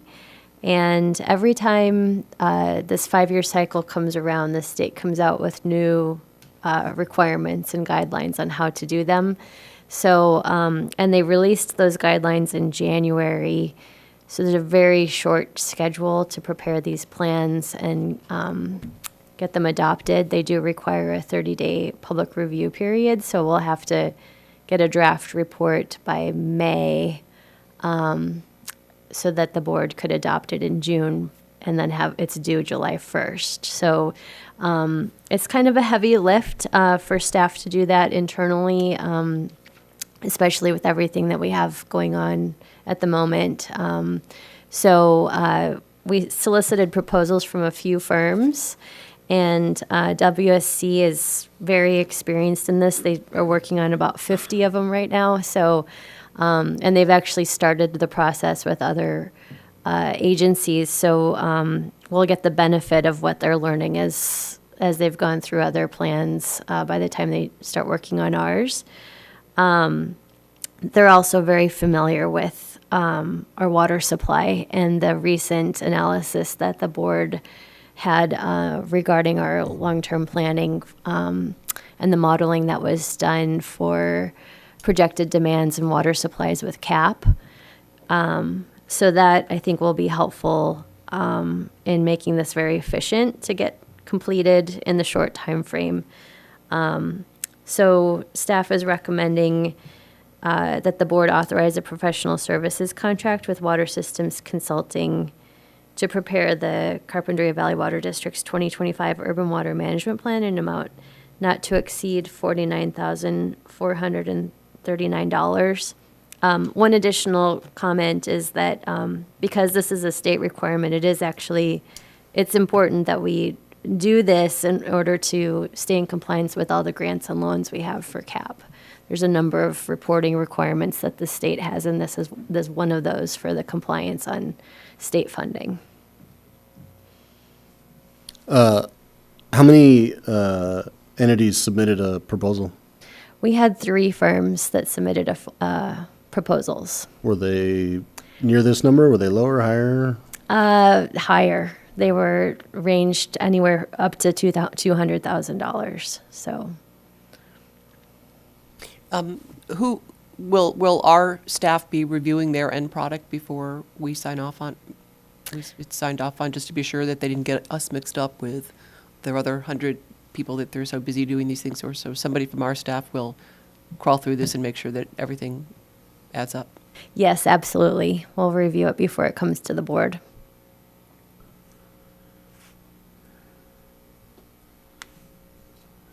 Can we have a motion, please? Polly makes a motion. Oh, okay, sorry. Oh, sorry, Kate, did you have something No, no. else, Any Patrick? more discussion?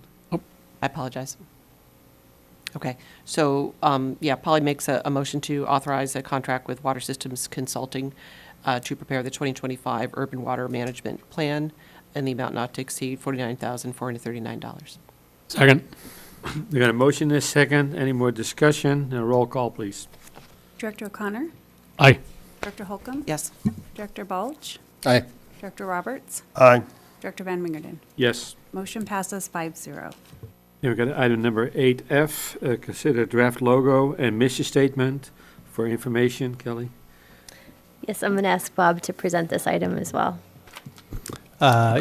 This item has been around for a while. I believe I brought it to the board maybe in 2020 and really didn't get traction. but I think it's been becoming more and more clear that the existing mission statement doesn't represent the breadth of what we cover as a water district. And so we've crafted some language that we think is probably more appropriate and does reflect what we do. The existing mission statement is the Carpinteria Valley Water District CVWD mission is to provide potable water to all residential, commercial, and agricultural customers in the Carpinteria Valley at a reasonable cost. We're proposing a little bit different of a mission statement, and I'll get into why we're proposing this in a minute. But the proposed mission statement is the mission of the Carpinteria Valley Water District is to deliver safe, reliable, and high-quality potable water to our customers, ensure the long-term sustainability of our water supplies, and consistently operate with efficiency. Sorry, there's a typo in there. With efficiency, accuracy, and fairness. So the reason we came up with this is we have a number of priorities going at the district here. And I'll just read through them quickly. First priority is to ensure sustainable water supply reliability. I think it's clear that we as a district have been striving to improve our water supply reliability through various approaches, including CAP, but not limited to CAP. This has been a very important thing for us for probably the last 10 to 15 years. Second priority is to operate with efficiency, accuracy, and fairness, and manage district operations and finances responsibly, ensuring services are delivered efficiently, accurately, and equitably. So as a staff, one point of pride for us is that we have great customer service, and so that should be reflected.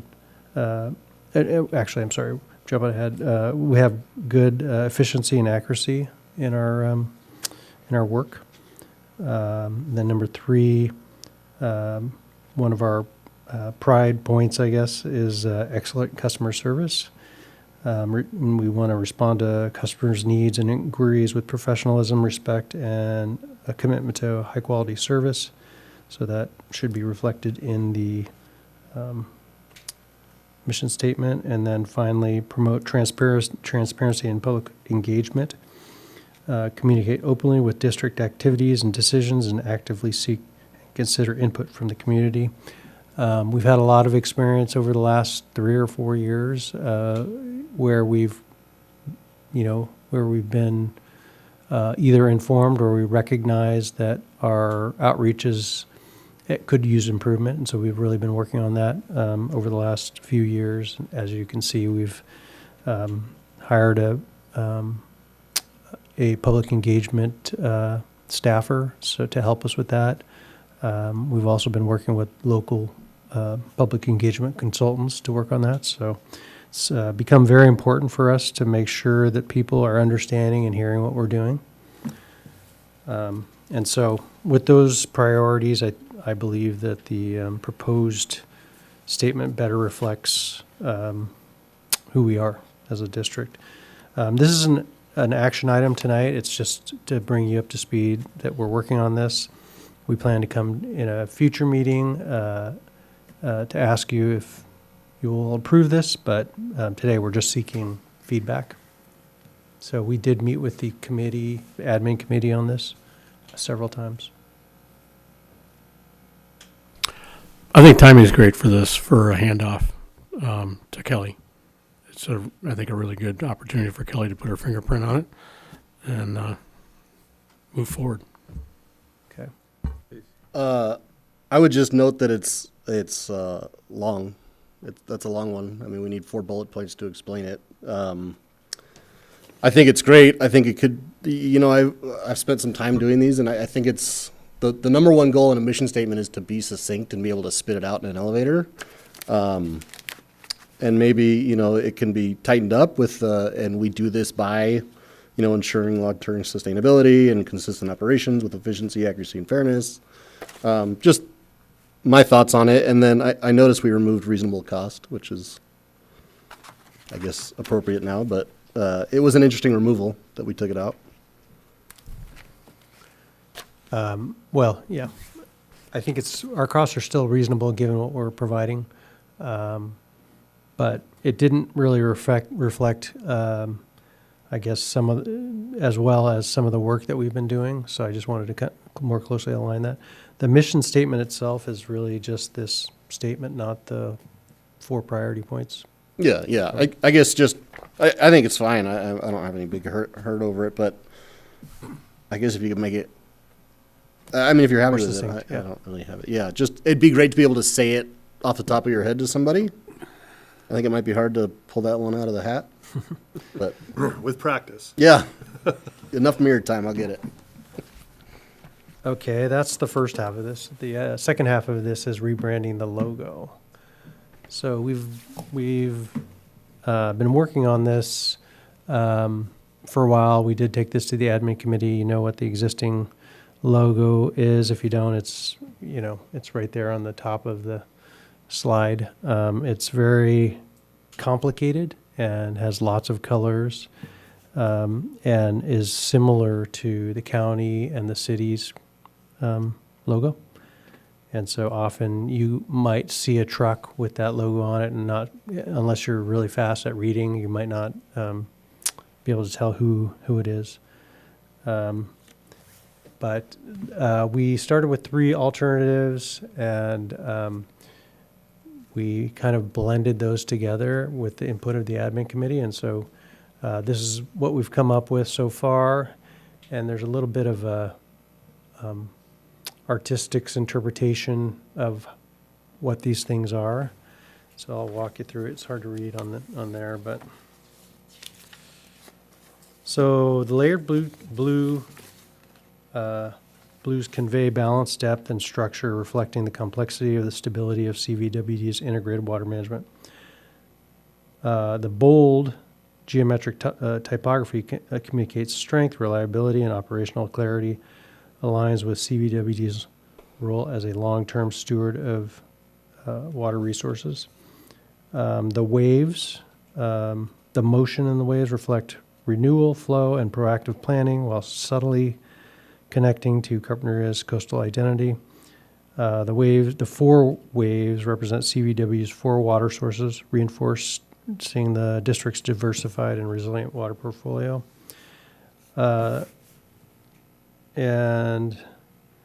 Overall, it's clean, modern, versatile design, optimized for signage, embroidery, digital use, and small-scale applications.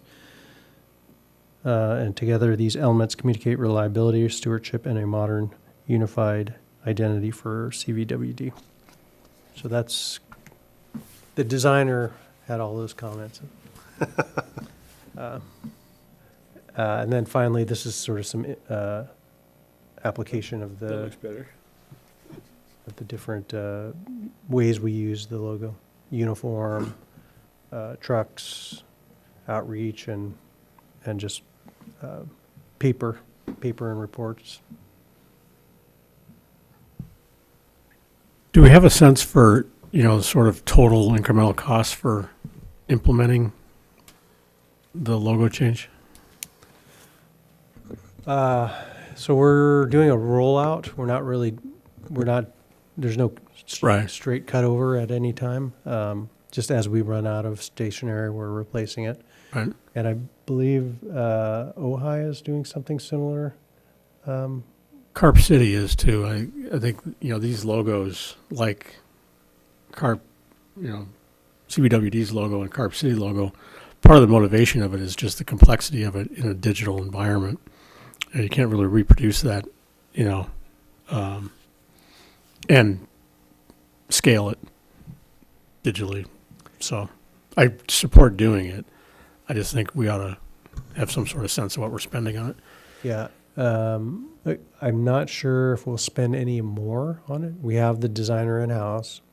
He's already creating vectorized versions of this logo. We'll just simply, as I said, as we run out of, branded paper, branded agendas, we can roll it in. Same with logos. We simply have stickers, so there might be some cost to that where we have to reproduce some additional stickers. And then uniforms, we do annual orders of uniforms, so we just switch the logo at the next order. Thank you. This is not a reflection on the work that's been put into it. I really don't like it. It doesn't tell me anything. It's 4 letters. I mean, the sachet is the city of Oxnard's essentially, just in blue. CVWD is probably going to Google Coachella Valley Water District. It doesn't say Carpinteria anywhere. I appreciate the idea of getting something easier to print, and I understand all that, and maybe, that's a logo versus seal thing. I think our current one tells a story. It tells you who we are, the sources of water. I appreciate the complexities of printing and all that. But nowhere does it say who we are, what we are. Just it's 4 letters that would be hard to figure out, I guess. I mean, you might remember it from being around town, but if you drove through town, you wouldn't know what that was, I guess. But, yeah. No, just, Polly, any comments? Matt? We're here for feedback. I agree with what some of what Casey's saying over here.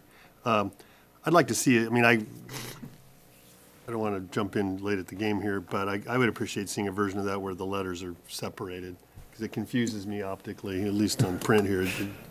It's like, what is that? And then maybe it can have, in some versions of this logo, Carpinteria Valley Water District written out. But I think it's optically confusing the way the letters are smashed together. Okay. Actually, go ahead. I was going to add on, I think Casey's point about the seal versus the logo is interesting.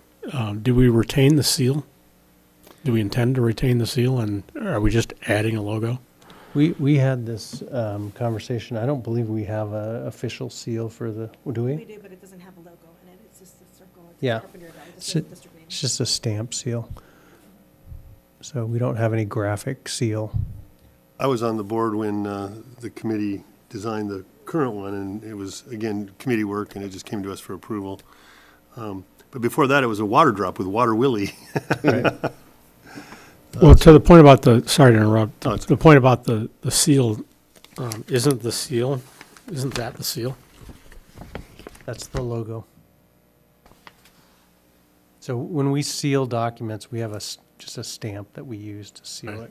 But it does like crimp it, but it just says Carpinteria Valley Water District. It Right. doesn't have any logo. Yeah, matter of semantics, I guess.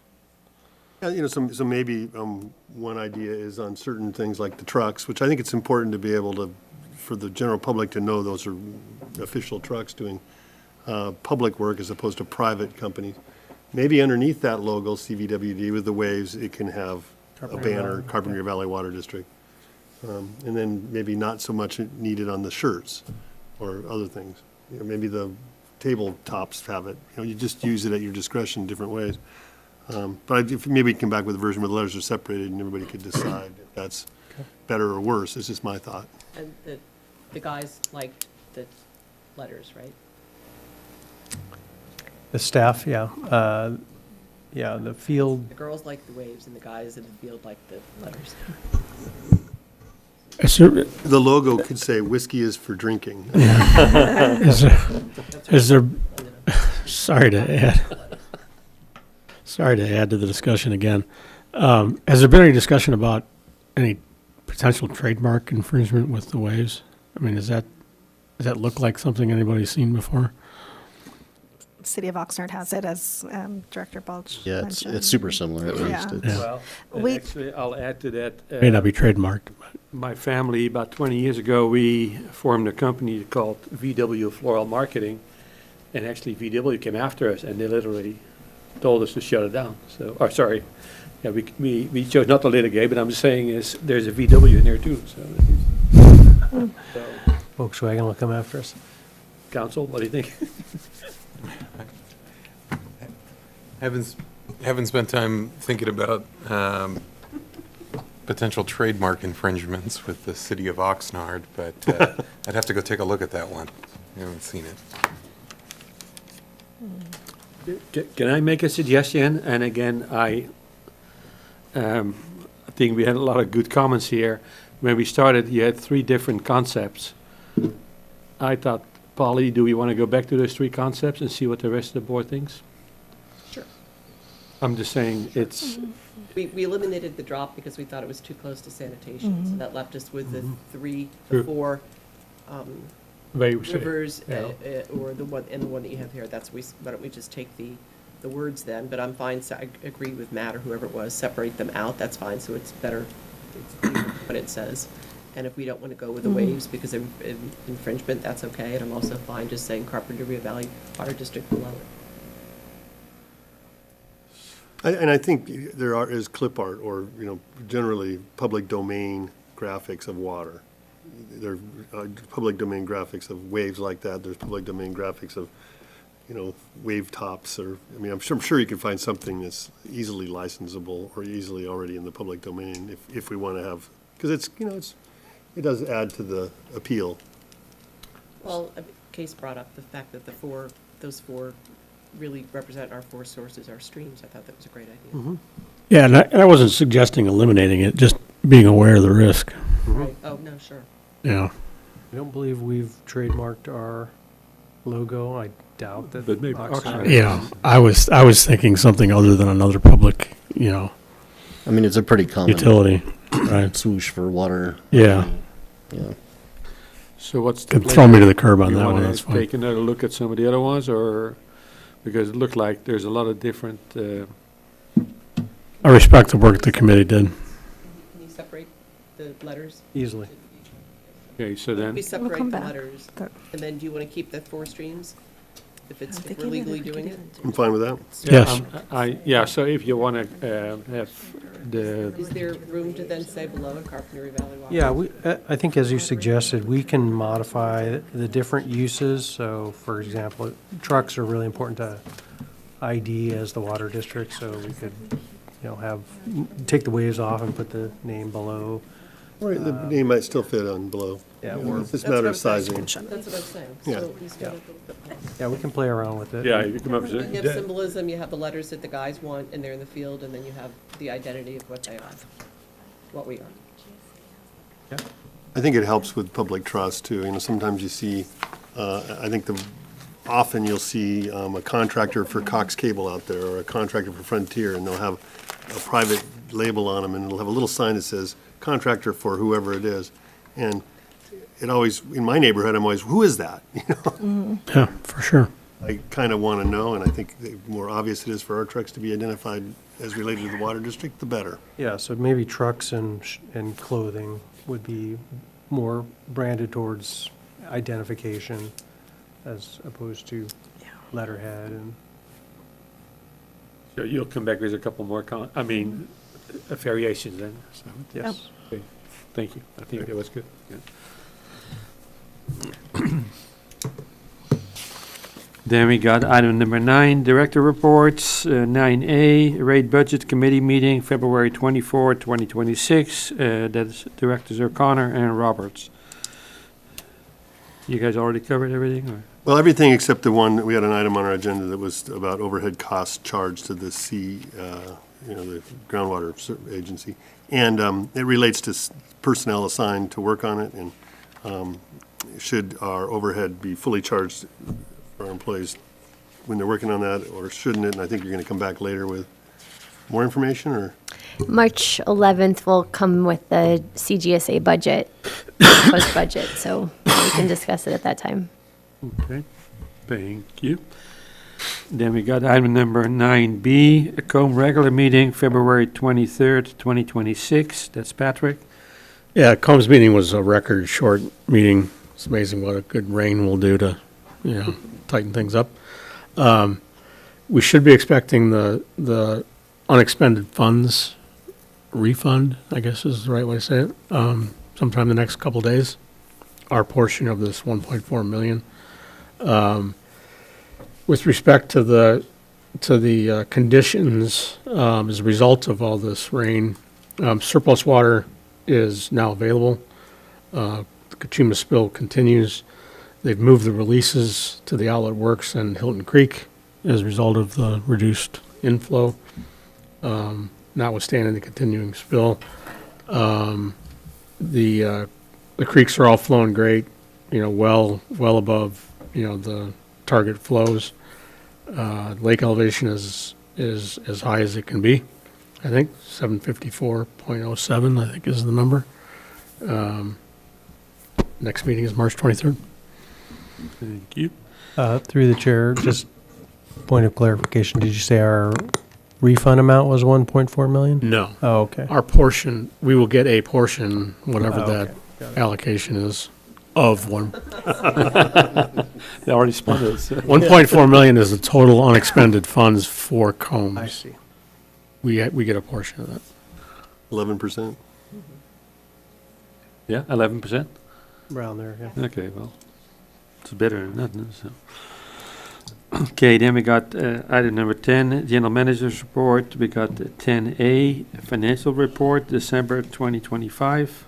Yeah, our district's water sales budget to actual through December, we're just shy of our budget target, 79 acre feet below projections on sales. Packet page 58, statement of net position, water sales are right on target at 50.2%. And our overall revenue is, or actually our overall expenditures, sorry about that, are at 43%, so just 7% below projections. I did want to highlight one item. Let me find what packet page it is. On packet page 60, about 3/4 down the way on water supply, purchased water, you see that it's about 110%, and that's related to recording an expense for spill water through Kachuma. I believe it was about 1,900 acre feet for the district. So we're looking at that, looking at how that's going to affect our overall expenditures. But that's something of note. And that's it. Okay, any questions there? Then we got item number 10B, Engineering Report. Yes, and I'm actually going to take items B and C together, if that's okay. We have our engineering manager here who will would like to discuss some elements of the report. Maybe not the entire report, but there is a big project, the Baylord project, that he'd like to give an update on. Thank you. You're going to hand those out. Thank you. I didn't get that into the slide deck, so. Thank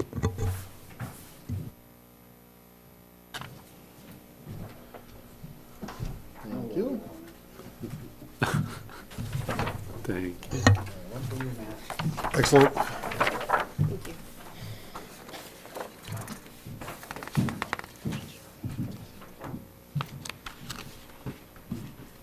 All right, so I wanted to bring your guys' attention, the project on the end of Baylord. Its addresses currently are 1101 and 1103 Baylord. It's also known as the Redtail Multifamily High Density Development. It's a proposed 196 units.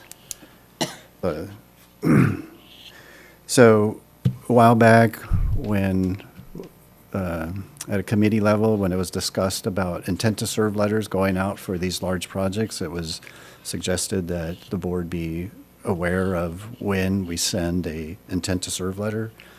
So the district is at a point of sending this project an intent to serve letter. So the biggies are, we've been working with them on the water demand. So we're looking at the potentially 35 additional, or they're proposing 35 acre feet of water per year. And, we currently, the two parcels have a 3.82 allotment. So this development would be would have an increase of 31.19 acre feet on the system. So with the letter, that's what we'd be agreeing to with this development, that we can provide them with this additional allotment of water. So kind of in a nutshell, that's what it was. It's just like, we're ready to issue the letter, but I wanted to bring it to your attention, just so you're aware that it's out there and we're in the process of sending it. So. And that letter goes with that fee estimate that's attached in the in the. Yeah, so also in I believe it's in the packet, we have a draft fee estimate. I made some assumptions on it here because I'm assuming the 4-inch fires, I'm assuming they'll be using 4-inch fire service lines for each of the buildings. They could be 3, they could be 6. I am pretty positive that each of the buildings will have a 2-inch meter, a master meter. And we know it's going to have the 196 units, or that's what's proposed. And then the the development also has a community center or common area. So we're assuming it would have a 2-inch meter, could be 1.5 inches. So they would be looking at, like on this estimate, this draft, it's like $3.2 million in capital cost recovery fees. And based on the demand that's been discussed with them, they're looking at an intensification fee of approximately $1 million. So the other big question I know you guys would probably ask is, like, when's this going to be done? And I don't really have an answer. I could guess maybe about 4 years, potentially. They're still in the very early permitting process through the county, but as part of their permitting process, they need a letter from the district stating that we would serve the project, and that's what the intent to serve is. But I just wanted to make you aware that we're would be issuing a letter, but we are saying that we can provide them with this additional amount of water. And just one other follow-up, just to be clear, this does not include construction or installation or direct costs. Correct. They would sign a main extension agreement, and so they would hire a contractor to do the main extension.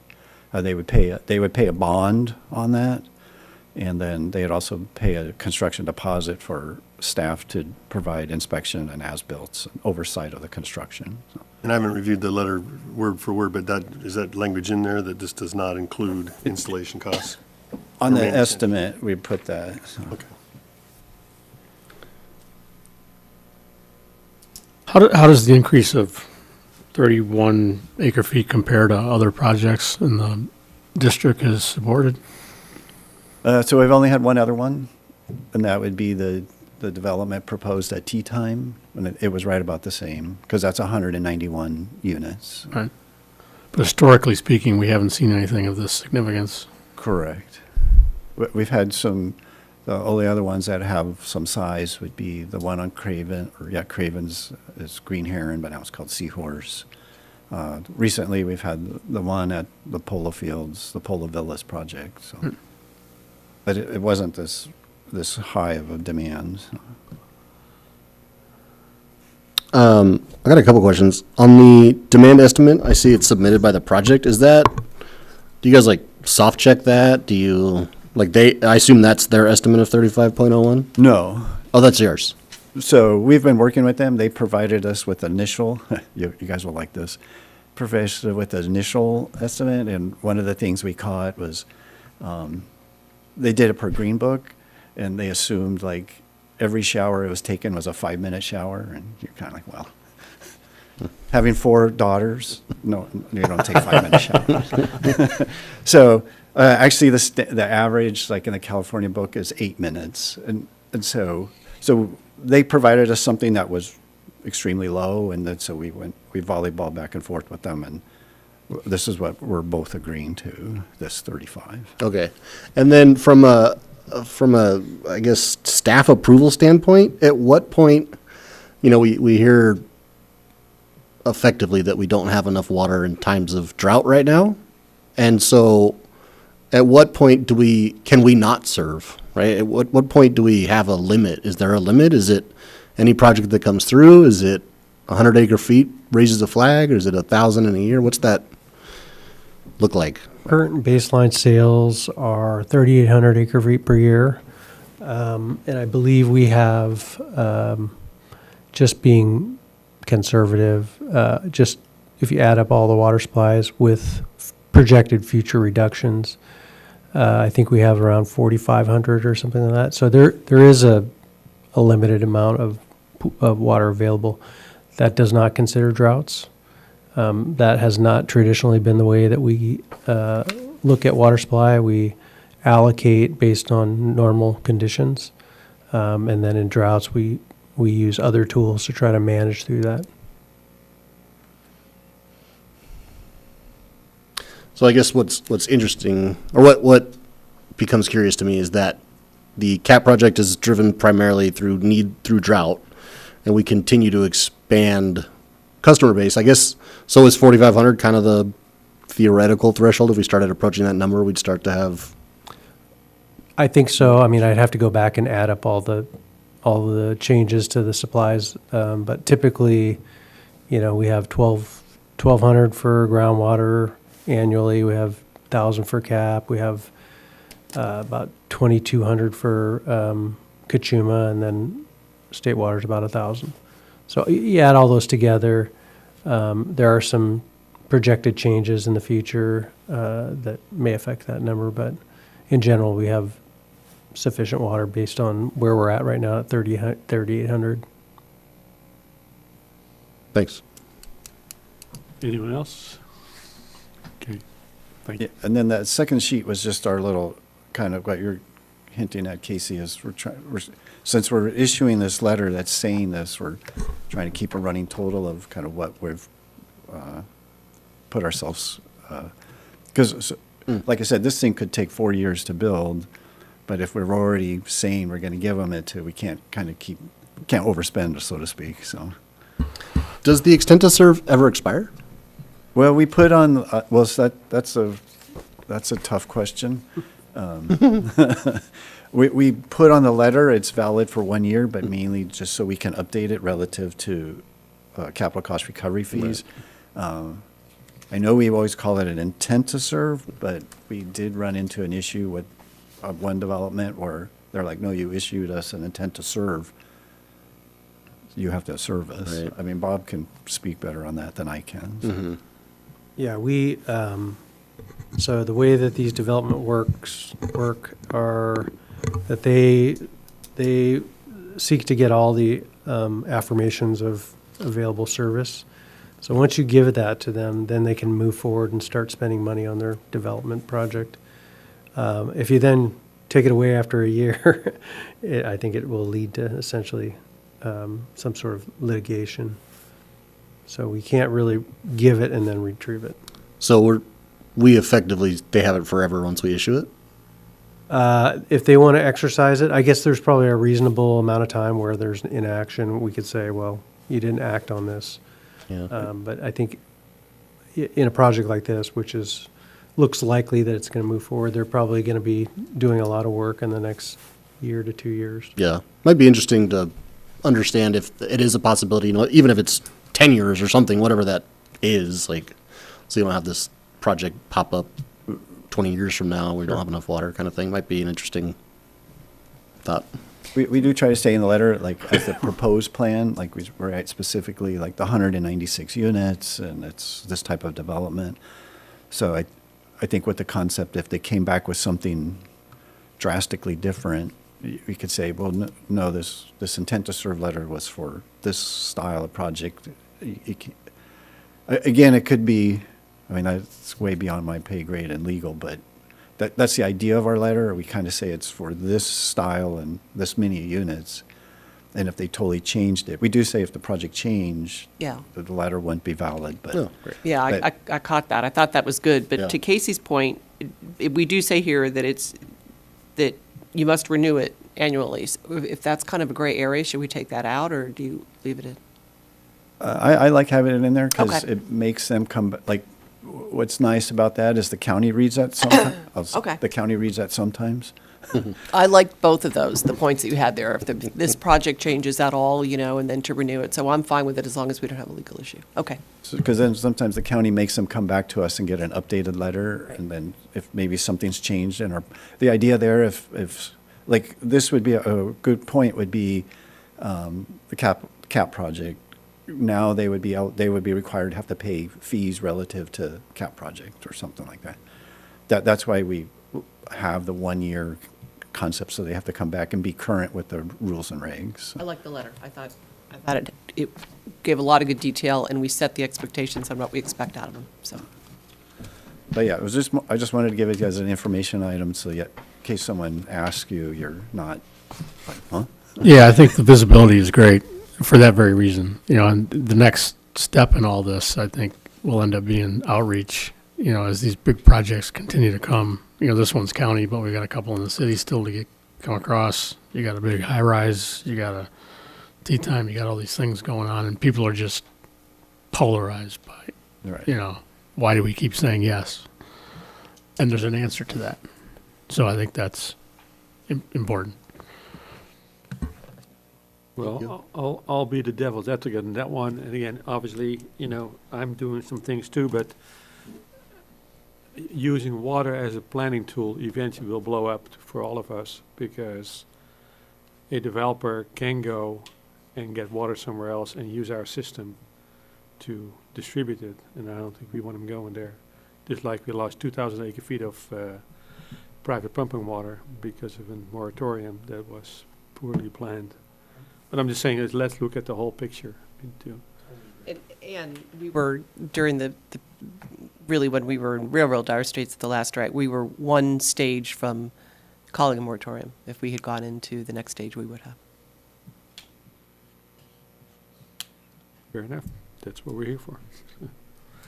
Thank you. Thank you. Oh, you're welcome. Thank you. Thanks. So then we go on to the operations report, 10D. Yes, so there was a report in your packet, and unless there's any questions, I think I don't have anything else to add to it. We're good. Thank you. Yeah, we're good. Actually, it's interesting that we were talking about how much water is available, and I've talked to Kelly about it a little bit, and Bob also. Personally, I'm very concerned about the cost of the state water conduit. That right now it's $3.5 million a year. If it blows up, it could be, I don't know what it could be, but more than $3.5 million. So my thought is, if the board is willing to review this in the next couple of meetings or whenever Kelly thinks it's appropriate, that we do have probably a water supply analysis on our state water allotment and possibly selling it and find cheaper ways to get water into our district.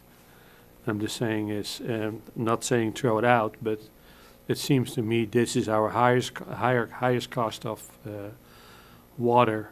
So we should be mindful if there's a cheaper way to get cheaper water locally, that's all. Yeah. So go ahead. Yeah, we'd probably have to look at, it'd be a supply planning analysis of what does our supplies look like without state water.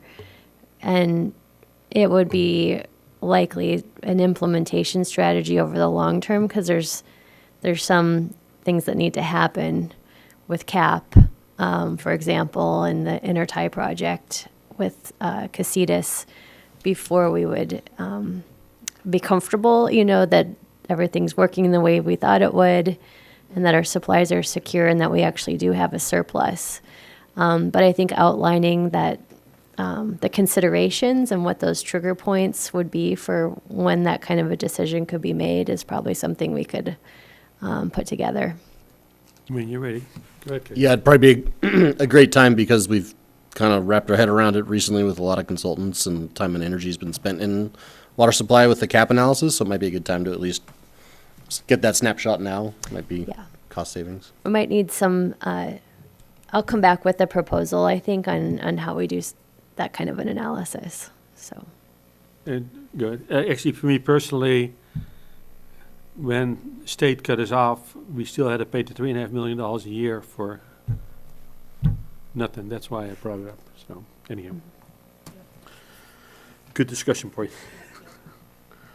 Then we go on to item number 11, consider dates and items for the agenda for Carpinteria Valley Water District Board meetings of March 11, 2026 at 5:30 p.m. Carpinteria City Hall, 5775 Carpinteria Avenue, Carpinteria, California. And we are adjourned. Thank you, everyone. Everybody.